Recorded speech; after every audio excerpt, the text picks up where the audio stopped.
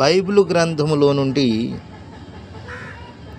ప్రభు రాకడ ఎంత భయంకరము, ఆయన రాకడం గురించి లేఖనాలు తెలియజేసే మాట యెహోవా దినము, ఉగ్రత దినము, భయంకరమైన దినము, చీకటి దినము, అపాయకరమైన దినము, ఉరివలే ఉండును. అబ్బా, అది ఎవరు తట్టుకోగలుగుతారు అని ఆ దినాన్ని గురించిన వ్యాకులము, రోదనము మనం చూడగలుగుతాం.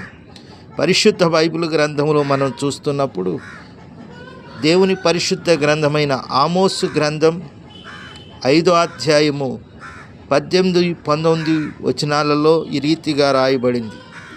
యెహోవా దినము రావలెనని ఆశ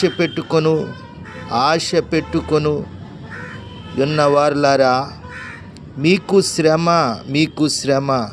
యెహోవా దినము వచ్చుట మీకు ప్రయోజనమేమి? అది వెలుగు కాదు, అంధకారము. ఒకడు సింహము నొద్ద నుండి తప్పించుకొని పోగా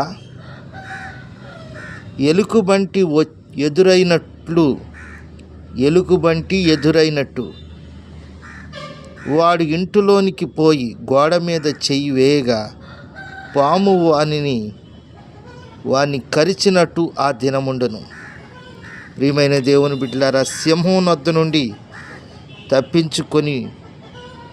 తప్పించుకొనగా ఎలుగుబంటి ఎదురైనట్టు వాడి ఇంటిలోనికి పోయి అమ్మాయిని గోడ మీద చెయ్యి వేయగా పాము వారిని కరిచినట్టు ఆ దినముంటుందంట.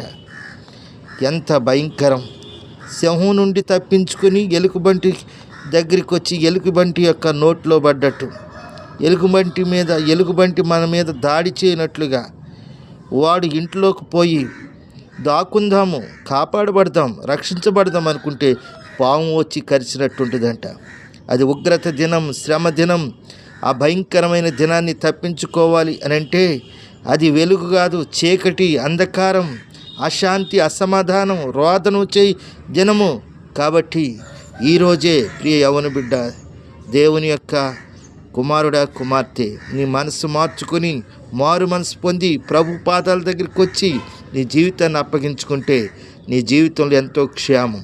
లేకపోతే ఎలుగుబంటి దాడి చేసినట్లు, సింహం నోట్లో పడినట్టు, పాము వచ్చి చేతిని కరిచినట్టు ఎవరు తప్పించడానికి వీలు లేనటువంటి ఆ భయంకరమైన దినములో నుండి నేను తప్పించబడాలంటే వాక్యానికి విధేయత కలిగి విశ్వాసం మీద